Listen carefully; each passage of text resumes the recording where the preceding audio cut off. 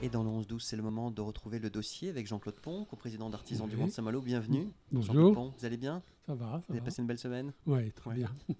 Alors aujourd'hui, vous allez partager avec nous le fruit d'une recherche et vous êtes tombé sur une enquête de l'organisation Fairtrade de Max Havelaar, les Français et les vêtements équitables. Alors quels sont les enseignements selon vous, Jean-Claude Pont? Oui. Alors, cette enquête de Max Havelaar, elle montre que, quand même, globalement, un peu plus de 50% des Français souhaitent qu'il y ait des critères équitables derrière les vêtements. De l'éthique sur l'étiquette? Qu'il y ait de l'éthique sur l'étiquette, oui, c'est une association qu'on aime bien, ça. Alors, j'ai pris des chiffres comme ça, mais à 34%, ils veulent que ça respecte le non-travail forcé, non-travail des enfants dans la fabrication des vêtements. À 31%, c'est que les conditions de travail des travailleurs assurent leur sécurité, leur santé. Bon, c'est intéressant parce que là, on fête actuellement un triste anniversaire. En 2013, le 24 avril, c'était le Rana Plaza, là, une usine qui s'était effondrée au Bangladesh. Sur avec plusieurs étages. 1300 Ouais. morts, 2000 blessés, etc. Donc ça, c'est important. Après, moi, j'étais un petit peu surpris. Il y a seulement 14% qui mettent le salaire, un salaire digne pour les travailleurs. 14%, je trouve que c'est pas beaucoup, alors que le salaire, c'est quand même une partie importante dans la vie Ce des qui leur permet travailleurs. de vivre dignement. Ouais. Bah oui, pour permettre de vivre dignement aux travailleurs et à sa famille. Après, à côté, 40%, donc c'est un chiffre important, qui sont pour le Made in France. Et puis 21% en Europe, plus généralement. 30% qui veulent moins de produits chimiques, de colorants, etc. Des intrants, dans oui. les habits. Et 27% pour des matières premières plus durables. Alors moi, ma réflexion, c'est un petit peu que finalement, beaucoup des Français mettent l'accent sur la France, sur eux-mêmes finalement.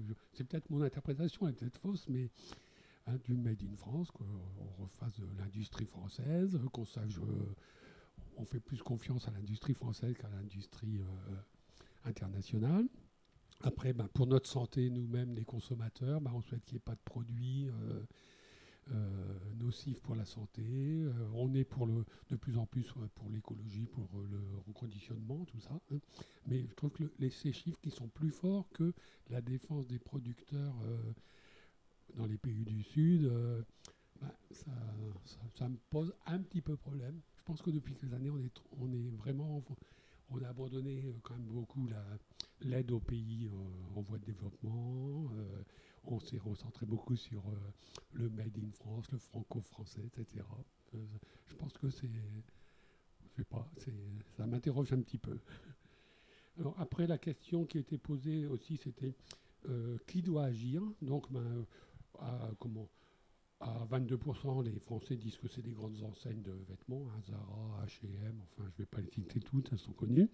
La grande distribution, bien sûr, les grands centres commerciaux, Leclerc, Carrefour, etc., qui devront être vigilants.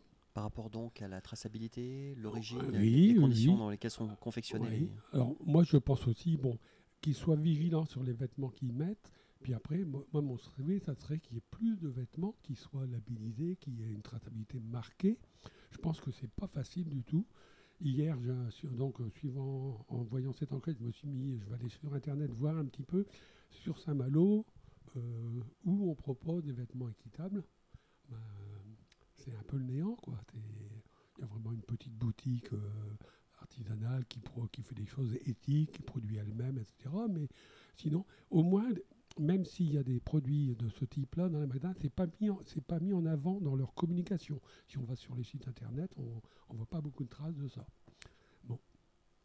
Donc, les grandes enseignes, la grande distribution, les articles de sport aussi, puisque Adidas, Nike, etc., là, sont des gros consommateurs de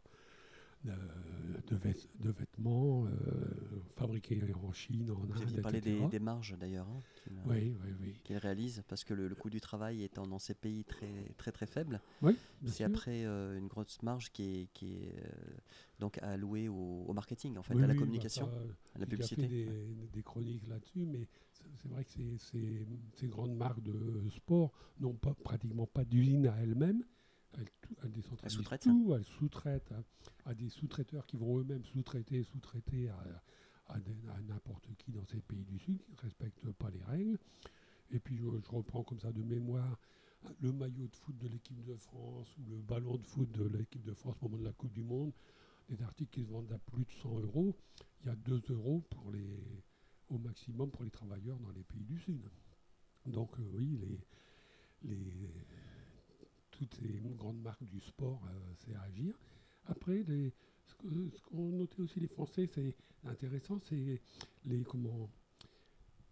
acteurs publics, c'est-à-dire les villes, les écoles, l'armée, les hôpitaux, tout ça qui fournissent des vêtements de travail, qui achètent. Parce que là, ce sont des commandes avec des volumes importants. Ben oui, il y a des volumes importants. Donc il y a un impact. Hein. Et après, je sais que j'avais étudié aussi la question pendant un temps, dans les appels d'offres, parce que pour des gros achats, ils sont obligés de faire des appels d'offres.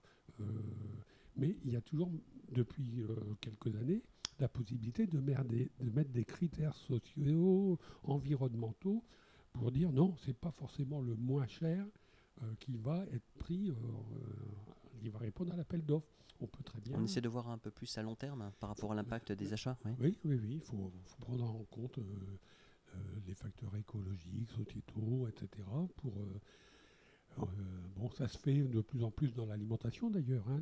Les cantines scolaires maintenant consomment beaucoup plus en bio, en équitable, etc.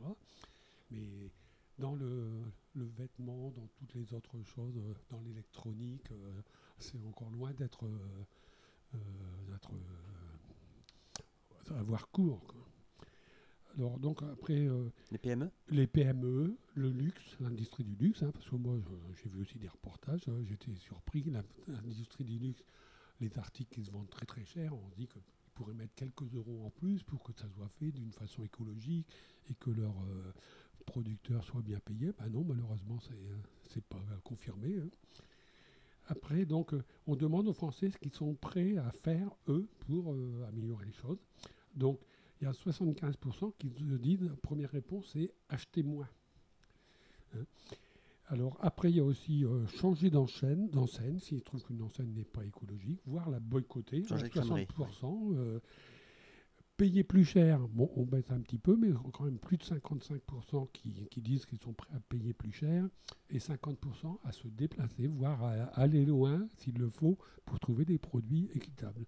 Alors bon, ça revient sur ce que je disais tout à l'heure, c'est que c'est pas évident, par exemple sur Saint-Malo, de trouver des articles qui nous conviennent. Parce que vous, artisan du monde, à la boutique, c'est essentiellement alimentaire. Oui, on vend de l'alimentaire, on vend de l'artisanat.